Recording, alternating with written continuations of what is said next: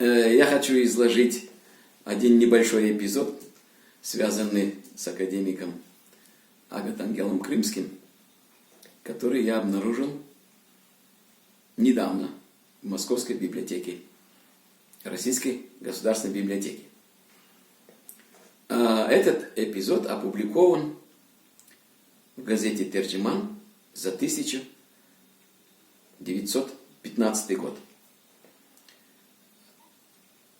13 сентября 1915 года академик Крымский заехал в Крым, в Бахчисарай.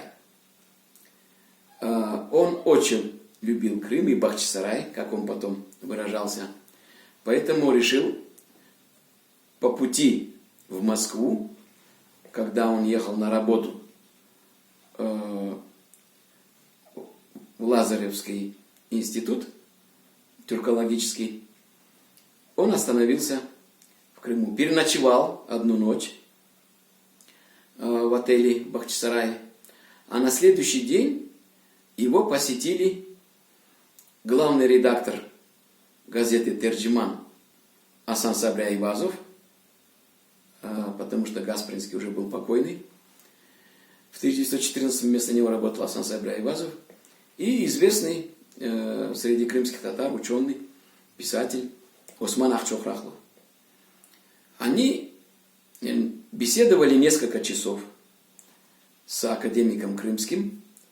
Потом Ахчохрахла изложил эту беседу в виде небольшой заметки в газете «Терджиман».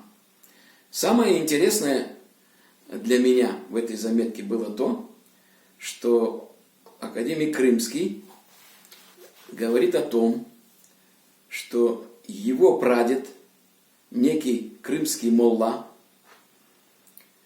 попал в опалу крымскому хану и в 1696 году перебрался в Литву. Там он проживал. Так как он был молла крымский, у него были с собой все необходимые религиозные книги. И академик Крымский говорит о том, что эти книги, мусульманские религиозные книги, хранились у них дома. И около 30 лет назад, то есть если он говорит об этом в 1915 году, значит речь идет примерно о 1885 году.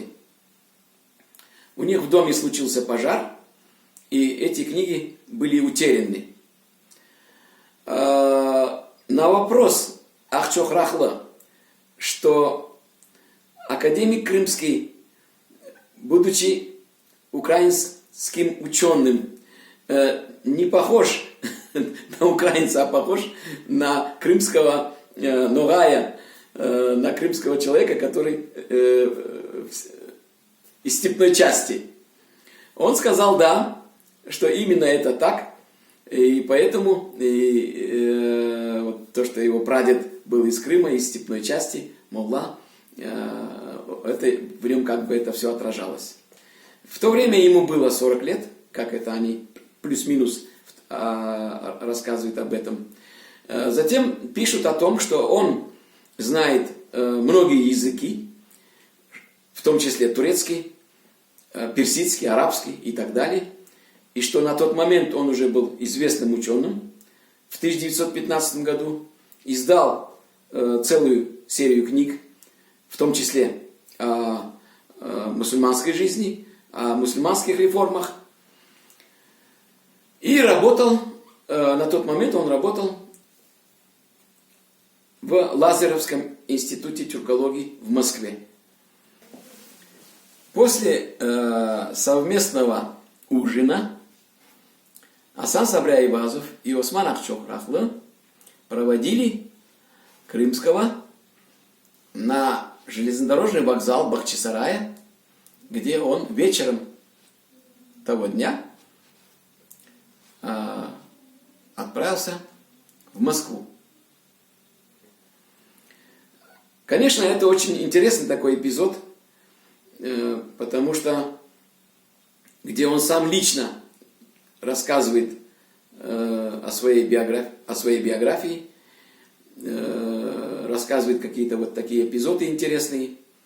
Я думаю, что нужно будет